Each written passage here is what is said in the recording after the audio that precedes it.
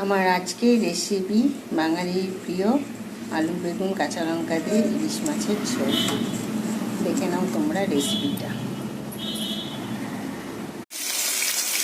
এই দেখো ভাজা হয়ে গেছে, হালকা করে ভেজে নিয়েছি, এবার তুলে নেব।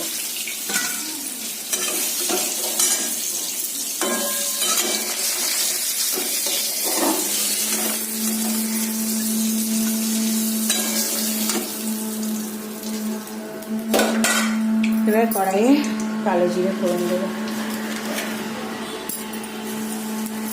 কালো জিরে আর আলুটা ভাজা হয়ে গেছে, এবার বেগুনগুলো দিয়ে দেবো।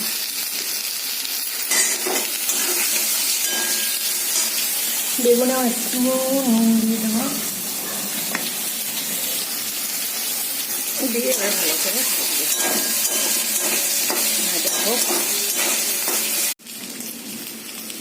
আলু বেগুন ভালো করে ভাজা হয়ে গেছে, এবার একটু 1 চামচ জিরে আর অল্প একটু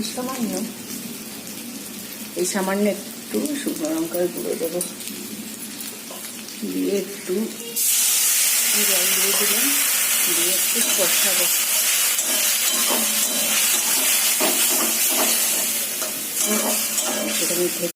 এইরকম মশলাটা দিয়ে কষানো হয়ে গেছে, এইটা জল দিয়ে দেবো।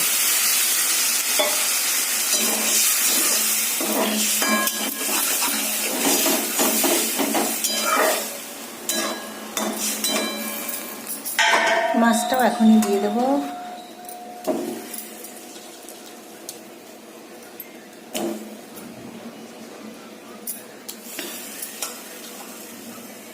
ইলিশ মাছগুলো দিয়ে দিয়েছি, জল দিয়ে ইলিশ মাছ দিয়ে যতটা ঝোল রাখবো ততটা জল দিয়েছি, দিয়ে ইলিশ মাছগুলো দিয়ে দিয়েছি। এবার হচ্ছিল এটা একটু ঢেকে, আঁচটা কম করে, গ্যাসের আঁচটা এখন বাড়ানো আছে, একটু ঢেকে দিলাম, দিয়ে এবার একটু কম করে আস্তে আস্তে ফোটাবো। যত ফোটাবো আস্তে আস্তে তত মাছটা টেস্ট হবে, ঝোলটা। অলমোস্ট হয়ে গেছে আমার ইলিশ মাছ কাঁচা লঙ্কা দিয়ে আলু বেগুন দিয়ে ঝোল। এবার হচ্ছিল এই যে ভাজা জিরের গুঁড়ো 2 চামচ দিয়েছি, একটু গোলমরিচের গুঁড়ো আর 2টো কাঁচা লঙ্কা। কাঁচা লঙ্কাটা আসলে ফ্লেভারটা আমার খুব ভালো লাগে, তো তার জন্য দিই। তো এবার হচ্ছে এটা দিয়ে ভালো করে ফুটিয়ে নেব। তো অলমোস্ট ডান আমার ইলিশ মাছ। কিন্তু ইলিশ মাছ খেতে ভালোবাসে, মানে সবাই ভালোবাসে, কিন্তু ইলিশ মাছ বেশি খেলে আবার ইউরিক অ্যাসিড। ভালো করে ফুটে গেছে, নামিয়ে নিলাম। ইলিশ মাছের ঝোল